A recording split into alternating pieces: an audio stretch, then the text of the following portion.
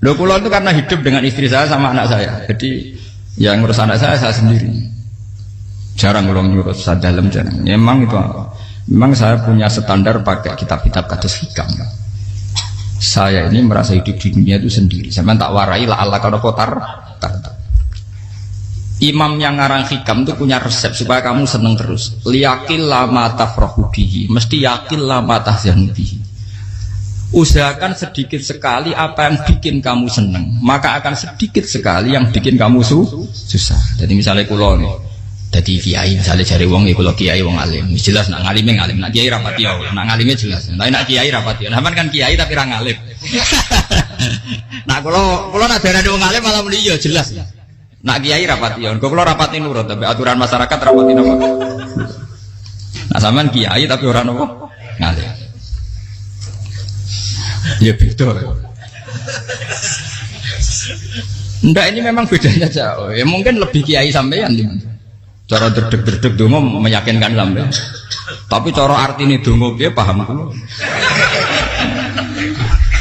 Lha boten iki nyata, sampe rasa tersinggung. Napa barang-barang napa?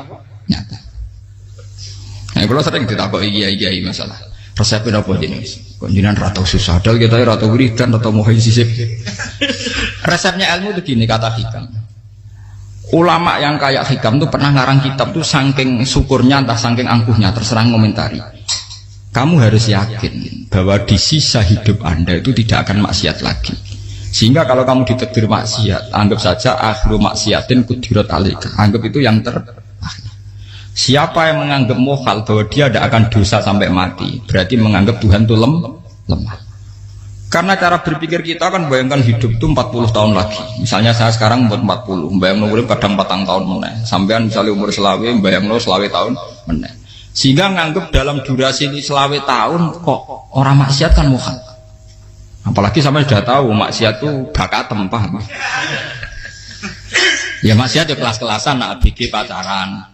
Nak wong iso omah yo nakal, nak sing setengah soleh ya berbau proposal ya sesuai kontaknya DWD. Itu kan urusan masing-masing. Ya itu kan urusan masing. Moe wakisabu ala wong ngene ora ana sing romo wakisabu. Ala. Rombongan wali songo, gua kangen wali songo, gua golek selisih wawahu napa? Alam. Sing roh pangeran piyam. Mbok kangen wali, mbok golek selisih margin. Niku pokoke wawahu napa? Ya itu kan urusan jenengan mbek pangeran, mboten urusan kula. Tapi tetap saya sebagai ulama mengingatkan, niat itu ditoto. Begini, ulama dulu tuh ngitung hidup itu hanya 2 menit 2 detik. Sehingga dia ya gampang saja. Kayak Kanjeng Nabi itu, ya Rasulullah kenapa tidak menyediakan makan untuk besok? Loh, saya itu tidak yakin kalau hidup saya sampai besok. Ya sudah begitu cara, ya sudah tenang saja. Kalau sampean kan bayangkan hidup 4 tahun lagi, 5 tahun lagi, sehingga arah mangan ya wedi tenan. Padahal bolak-balik zaman cilik arah mangan tetap wedi. Jadi cara berpikir Nabi itu begitu. Begitu juga cara pikir sahabat, cara pikir ulama-ulama yang waras itu begitu. Loh, saya itu pernah melarat di Jogja, zaman pertama merantau. Itu kalau santai saya bilang, Gus kok tidak punya beras, tapi apa yakin nak sesuk urip palu. Kowe buta mangan sesuk, anak sesuk ijek napa? Urip. Cara berpikir ulama itu begitu. Sehingga melihat maksiat juga gitu. Alhamdulillah aku ijek urip 1 detik, 2 detik, 2 menit. Sehingga hidup. Dan itu sudah cukup untuk lafadzkan la ilaha illallah. Makanya kata yang ngarang hikam, betapa murahnya Allah. Surga itu hanya bisa dibeli dengan 2 menit. Karena surga itu senilai la ilaha illallah. Miftahul jannah la ilaha illallah. Itu cukup 1 menit. Berarti surga itu regane mau 1 menit. Dan karena dia nganggap hidup itu 1 menit ke depan, la ilaha illallah, ya sudah. Dia ngitungnya hidup itu per menit. Kalau sampean kan enggak, per 10 tahun, per 20 tahun. Sehingga kriminal betul, cara pandang sampean itu kriminal betul. Sehingga bayang kudu di duwe, kudu di bojo, nak kiai kudu di pengaruh. Lah kalau saya enggak. Saya meskipun enggak sehebat itu, tapi mewarisi keilmuan mereka. Jadi misalnya saya jadi ulama, itu bayang di santri mau sitok. Islam pokoknya ke Ahmadiyah ya gitu saja. Ya pokoknya ya sudah gitu. Orang bayang santri sing kambinan takwa khusyuk salam tempel demen gelo, demen apa? Lo tanyakan santri-santri saya itu mungkin belum pernah nyuruh istri saya bikin kopi. Bisa dihitung. Karena saya itu sederhana saja. Misalnya saya pergi dari Jogja ini yang nyata salam. Bayang bojo wis maca Gawekno kopi, bukakno lawang malah kecewa. Seperti umumnya orang kan gitu. Semerantau ada bang bojoku nyuambut, digekno kopi, digodhogno banyu hangat teman, bareng teko bojone wangep kukur-kukur. Karena tarifnya dia ideal, maka mudah kecewa kalau itu tidak terjadi. Nak kula mboten, sembayang napa Yogya pokoke bojoku cek utuh Islam. Nak salat 5 wulan ya sudah gitu. Pakai standar-standar yang minimalis. Saya dari rumah bangun sampai ngaji ya, pokoknya melek, ya sudah nak sholat dem-dem nopo, mulanya sudah gitu sih. Andai kan saya pakai standar maksimal, maka akan mudah kecewa. Rasulullah juga begitu. Rasulullah itu ngadepi Sayyidah Aisyah, itu ya begitu, ngadepi Hasan Husain. Sehingga tidak ada cerita Nabi mudah kecewa, betul. Karena Nabi bayangkan anak istrinya itu ya minimalis sekali, urusan dunia loh maksudnya minimalis sekali. Misalnya Nabi pagi-pagi tanya, ya Aisyah apa ada sarapan? Enggak ya Rasulullah, ya idzan asumu kan itu saya puasa. Kalau sampean usul-usul ora digekno kopi wong wedok opo, itu kan repot. Muni-muni itibak sunnah Rasul tapi enggak pernah sampean mendekati sunnah napa Rasul. Sehingga ya tenang saja Nabi. Saya tahu alhamdulillah bisa niru dalam gitu-gitu itu bisa. Makanya ini kiai muda paling jauh. Banyak kiai-kiai sepuh itu kalau urusan gitu konsultasi sama saya. Gus resep apa kae. Ini kula resep era dekarep. Juga saya tidak pernah bayangkan opo tanggaku seneng aku atau orang ngaji aku kecewa itu tidak pernah bayangkan. Sampai itu kan makhluk, tidak penting. Kecewa itu tidak benar. Saya itu orang alim, ngerti ini warido kamat lubi, ora warido kum. Yang tak gulai ridane pengiran, ridane sing ngaji, ridane konsumen. Itu apa makhluk tidak penting. Itu harus dilatih. Harus apa? Sehingga orang itu kalau biasa sholat, maksudnya biasa ta'alluq bi Allah, mesti la'alla katardo, mesti gampang puas. Karena dia iktifak ngalap cukup be Allah Subhanahu wa ta'ala. Saya sebagai manusia juga sering ditangisi istri. Misalnya saya sering ke Jogja sendirian. Nah ninggalan nopo, ninggalan ibu milih pengiran. Misalnya mati ninggalan ya paling aku mau ngapain nih suaraku. Paling uang nangis gue kegiatan. Bukan apa. Ingin saya bahwa konstitusi ulama itu masih iktimat Allah. Kalau kita kan enggak. Cara berpikir kita ngaji itu ideal sing ono podium, sing ngaji kelaminan takwa kabeh, ketunan kaji kabeh, diluk kabeh. Kita akan pakai standar-standar yang dengan asumsi kita. Padahal Nabi di zaman sugeng al iman hahuna wa yusiru ila qalbihi sadrihi salah. Iman itu urusan hati. Komitmen sampean be Allah Subhanahu wa taala. Nah ini resepnya. Makanya kata hikam liyakillah ma tafrahu bi. Mesti yakinlah ma tahzanu bi. Sedikitlah kamu gembira dengan satu hal, nanti akan sedikit kamu yang kecewa. Artinya misalnya kados kula sebagai ulama seneng kula nu kok ijek iman, ya nggak kayak wong awam. Ya sudah gitu. Jadi misalnya suatu saat kula jatuh, yang ngaji saya gak semeneng jadi kupeding. Wong sing seneng kula bubar kabeh. Kula ora susah, miskola darah bener. Gus saiki jenengan ora sing seneng. Ya tenang saja. Sing ora seneng ya makhluk ora jelas. Dan status mereka tetap layadur walayan. Ini harus dilatih. Sehingga Nabi itu ya meskipun beliau itu perang, sahabatnya meninggal ya tenang saja. Nabi cara berpikir yang meninggal mereka mati syahid, yang masih hidup dianggap berpotensi melakukan kebaikan. Sama tak warai resep-resep dari Rasulullah Shallallahu Alaihi Wasallam. Saya ini sebetulnya memaksa, menjelaskan ini memaksa karena saya inginnya jadi ulama yang kayak umumnya orang, tidak ideal amat. Tapi kan saya ditegur ilmunya itu ideal, jadi terpaksa saya jelaskan. Tapi kalau perilaku saya tidak akan ideal. Soalnya ngawur saake mari Ghafuri pengiran nganggur bolak-balik cerita. Ada seorang wali, karena dia wali itu doa di multazam, ya Allah saya ini minta satu hal. Karena dia wali maka tidak minta uang, tidak minta jabatan, minta engkau takdir saya tidak pernah maksiat. Itu kan bagus sekali, minta doa ditakdir gak maksiat kan ada. Dari pengiran malah Syafi'i. Fa'ena ada ghufran. Karena tahu maksiat malah sifat ghafurku tak ada kok endi. Gamane pangeran ini sifat ghafurku rak nganggur. Malah tidak ada orang selain Nabi kecuali ditakdir tahu maksiat dan sifat ghafure pangeran efektif. Paham apa? Lah nek sampean kan ghafure mbok nggo kabeh. Dadi karek sadidul iqab. Karena maksiat sampean sering. Jadi sifat ghafure wis berlaku aktif. Saya karek nunggu sifat sadidul iqab. Paham ya? Itu beda dengan wali-wali. Sifat sadidul iqab mau aktif, mereka tidak punya dosa. Malah pangeran bingung gak kok sifat ghafure. Apa tak dakoki ghafur atau dosa. Didakoki sadidil kok gak tau maksiat. Jadi pangeran malah sing bingung. Nak kowe ora tau maksiat ghafur kok tak dakoki. Kok ora tau maksiat, wong iku ora tau apa? Didakoki sadidil kok gak mungkin atau maksiat. Lah pangeran ape dakok ghafur kan syaratnya dosa sik. Sampeyan kan walian. Ghafure wis dientekno. Keseringan kepake, paham ya? Karek nopo? Karek sadidil ikom. Ya itu memang standar Tuhan. Semua Quran itu kalau menyeritakan gitu. Nabi ibadi anni anal ghafurur rahim. Kaulaku ceritani aku ghafurur rahim. Tapi yo ceritani wa anna adabi wal adabul alim. Jadi Nabi ibadi anni anal ghafurur rahim wa anna adabi wal adabul alim. Kalau Nabi Ibrahim, Nabi Muhammad inna rabbaka lasari'ul iqab. Pangeran cepat nyiksane. Tapi wa innahu laghafurur. Jadi dua sifat ini pasti aktif. Dan tentu ulama itu senang sifat ghafur itu ya meskipun aktif, tapi mereka tidak pernah ngambil fasilitas sifat nopo. Kula baleni malih. Sehingga kayak Sayyidina Umar radhiyallahu anhu ketika beliau pertama jadi khalifah, ini cerita di kitab Hayati Sahabat.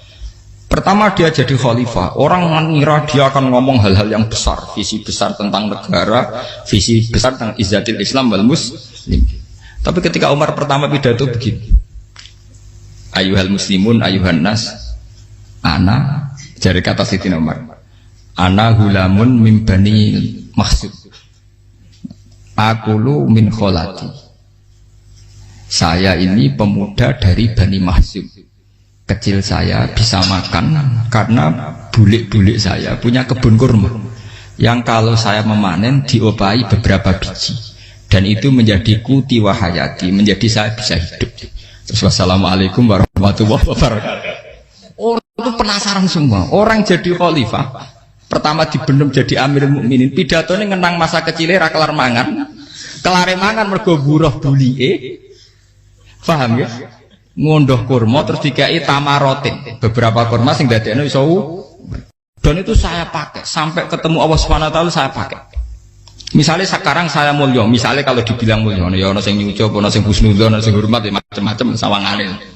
Itu bodoh sekali kalau saya menikmati itu, bodoh sekali. Paling banter nikmati dicucup dihormati itu apa? Tapi kalau nikmatnya bisa makan saat itu tuh nyawa. SBY jadi presiden prestasi, Gus Dur jadi presiden prestasi, tapi umpama presiden tetap mangan. Prestasi tertinggi ada bisa makan selisat dirumki gojo-gonyo. Makanya Umar mengingatkan, sebetulnya nikmat tertinggi saya itu tidak saat saya jadi khalifah, saat itu kok aku iso mangan, cara gak aku mati. Paham ya? Jadi itu luar biasa. Kita ini kan menjadi angkuh karena ngitung nikmat itu yang besar-besar, punya prestasi, punya. Kalau saya enggak ngitung nikmat itu kelar mangan gak mati, kan gampang. Sehingga saya tidak mudah kecewa karena tarifnya minimalis, gak gampang apa? Jadi misalnya kalau kapan-kapan kok berhubung, Gus ini Tuhan rasanya jangan ngeten-ngeten. Oh makhluk itu ya gak apa-apa. Kalau distatuskan kiai kan seakan-akan ngomongnya sakral, seakan-akan mandi. Tapi nak tak status, oh makhluk itu ngomong-ngomong ya sudah kan. Menjadi kan sudah distatuskan sebagai apa? Makhluk. Tentu makhluk statusnya la yadurru wala yanfa. Di sini ini penting. Orang-orang ahli tauhid tentu tidak punya kesusahan. Innalladzina qalu rabbuna wa tsummas taqamu. Itu mesti tidak ada kesusahan sama sekali.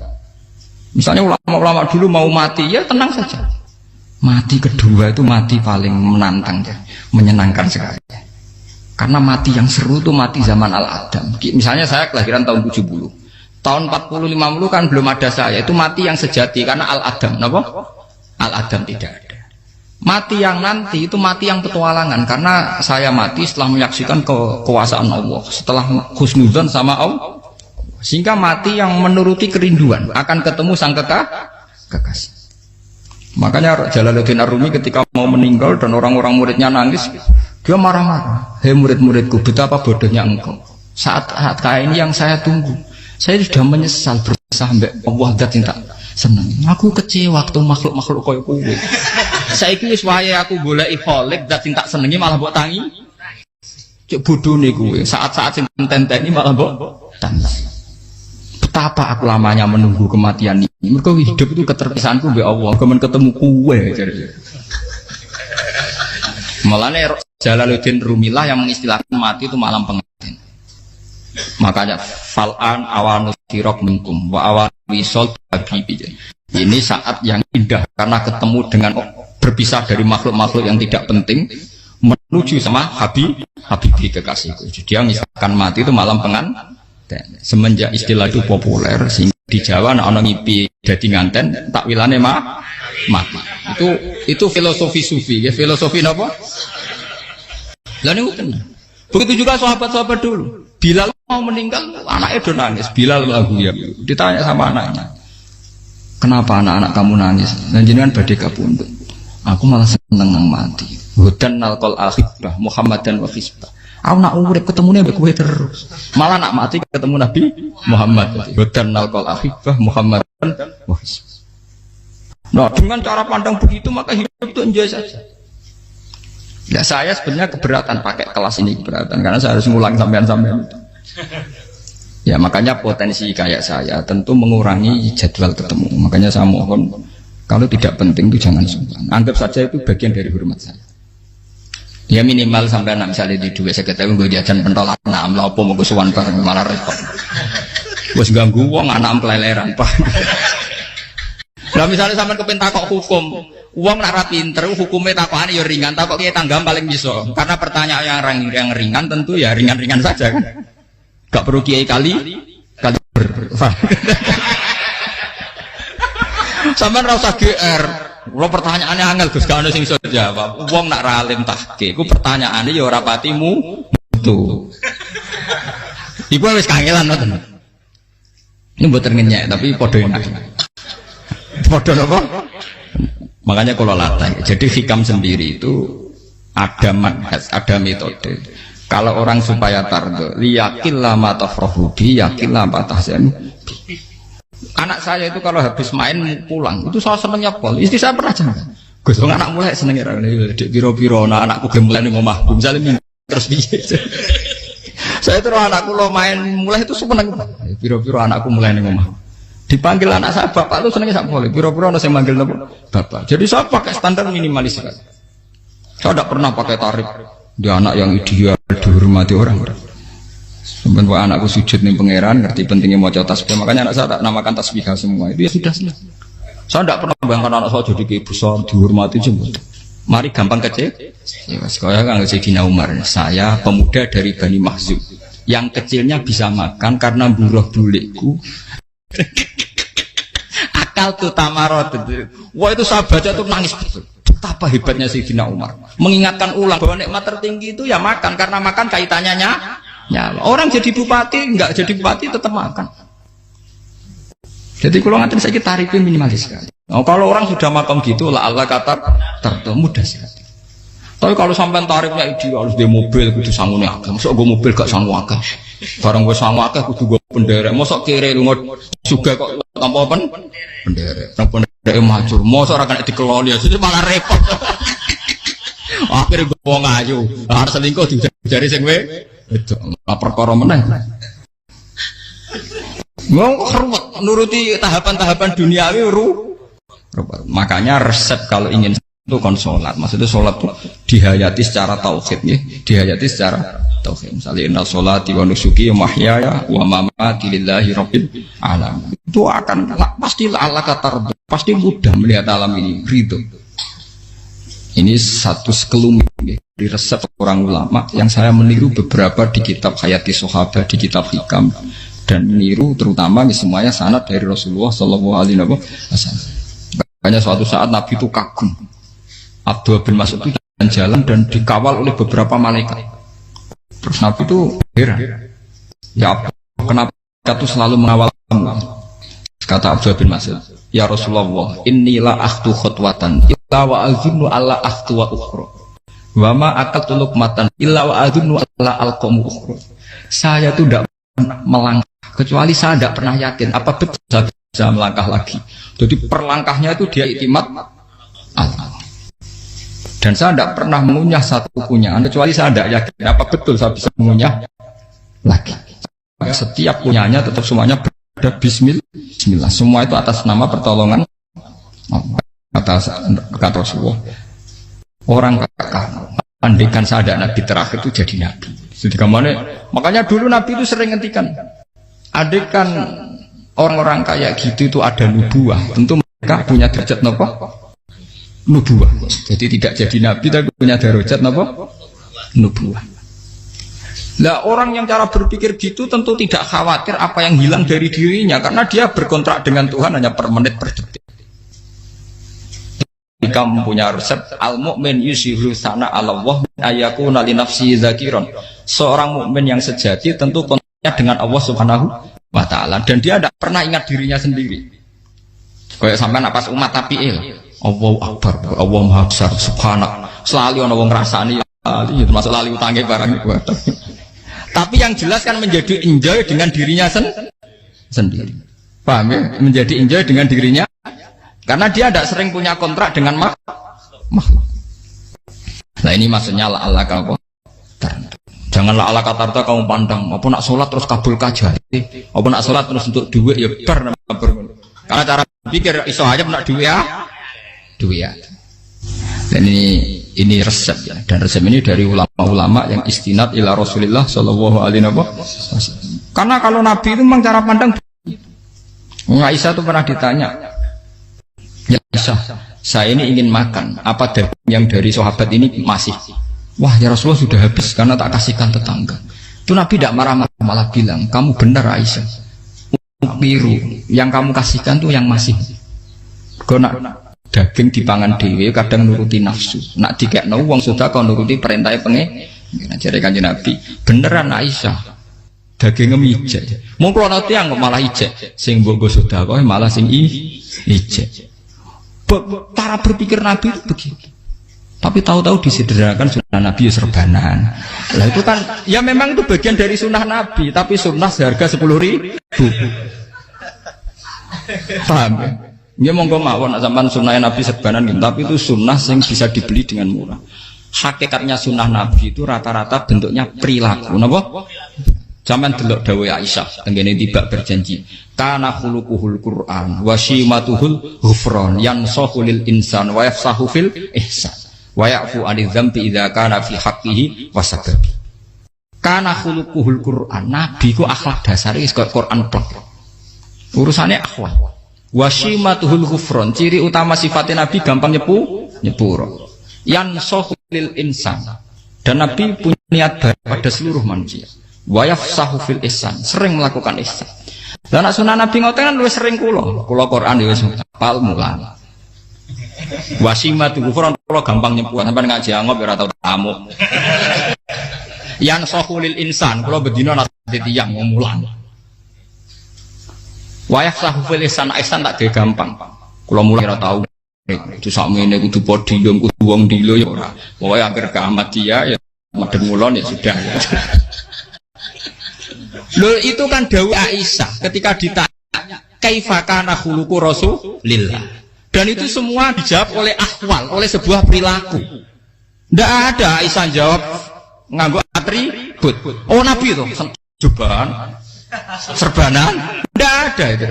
Memang itu sunnah ya, satu itu sunnah kan, jangan salah paham ya. Tapi itu sunnah yang tidak dijawab oleh Aisyah. Sunnah yang sampean jawab sendiri, paham?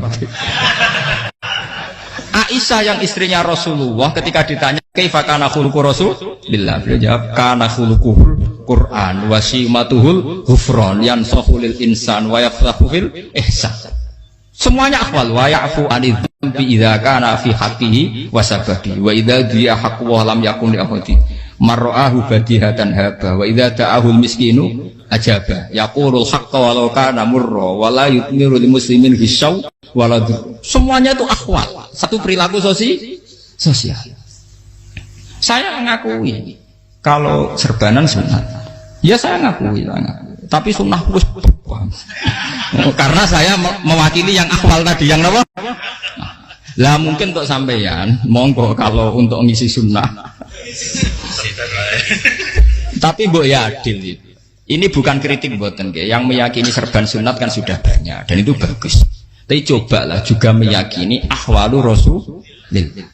Makanya man sanna sunnatan itu rata-rata ulama maknani siapa yang ikut sunnahnya Nabi. Rata-rata ulama nafsir ahwalu Rasulillah wa af'alu, perilaku sosial Rasulullah. Makanya terusannya wa idza ja'ahul miskinu ajabah. Kalau dipanggil orang miskin ya datang. Ya maksudnya ada harus orang miskin manggil pas resepsi kawin boten. Misalnya ana wong melarat kuwi di sepeda motor, wong melarat iki yo ngeteroni puskesmas ya mbok terno. Wong melarat loro yo nukono misale apa minyak kayu putih mbok tekani. Ora kok ngerti-ngerti mbok ngurusan walimatul urus sing wajib piye lho. Payah. Lho lan padahal miskin aja pe ora ana hadise urusan walimatul urus mboten. Kalau orang miskin manggil ya dalam riwayat hadis ya Nabi sering dipanggil orang miskin. Ya Rasulullah, mbok datang ke rumahku, ada apa? Terus ya Nabi, saya tuh ingin rumahku sing elek jenengan nanti salat teng mriku. Ya Nabi datang ya salat saja ya ora jaman. Fi ayyi makanin aradta an usolliya fi. Kamu di tempat mana kamu seneng salat teng mriki ya Rasulullah. Ya Nabi salat. Sing ngundang ya waras pisan. Kenangan mek Nabi kok mae dienggo salat Nabi. Ampean tahu tanggung kiai kon salat. Kon mromosekno anakmu iku paham. Dia itu nggak nunggu kersane ketampi PNS.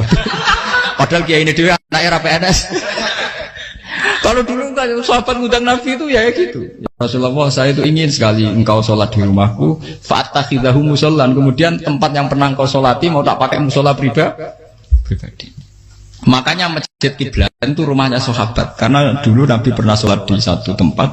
Adalah ono perintah tahlilul kiblat itu di rumahnya sahabat. Sahabat dulu itu kalau ngaturi Nabi itu kenanya ingin Nabi pernah sholat di situ. Nah, ilmu ngeten ini mentek. Ya untungnya ten kula, dadi ono sing eling-eling ya, Bang. Teman-teman kudu syukur ya, artinya syukur ya. Orang kayak saya itu tidak usah sampean dikte-dikte ngikuti hukum adat. Kalau ngoten sampean gelo mergo kula ora iso teko, kula ya gelo perkarane ulama kok mbok atur. Makanya saya sering guyon cerita saya itu kalau di pasar Pandangan dulu tuh anyaran boyong sering di pasar ditanya sama Gus wong alim kok di pasar piye aneh tuh ya aneh kuwi aneh piye bodohnya wong alim. Kadang masyarakat tuh tidak sadar keanehan dirinya sendiri. Mereka enak saja merasa kalau orang alim ke pasar tuh aneh. Mereka tidak sadar orang bodohnya wong alim ya aneh. Enak saja mereka mikir sepi. Faham ini supaya sampean la Allah kan apa Makanya untuk Rasulullah, Nabi itu sering ngendikan ana tamu hormati. Tapi etika mertamu di Rasulullah itu walakin idza du'aitum. Mertamu Nabi itu nunggu ditimbali. Walakin idza du'itum du'iya mabni majhul. Ketika kamu ditimbali fat. Jadi ya ayyuhalladzina amanu la tadkhulu buyutan nabiyyi illa ayyudzana lakum. Jadi untuk sowan Nabi itu nunggu dipang. Meskipun sahabat tuh rindu Nabi, tidak berani sowan ke dalamnya Nabi. Kalau ingin ketemu Nabi di bareng pas sholat jamaah, karena Nabi pasti keluar di mas. Andai kan Nabi nerima tamu di rumah, ya ora sida dadi Nabi. Amen nampa tamu.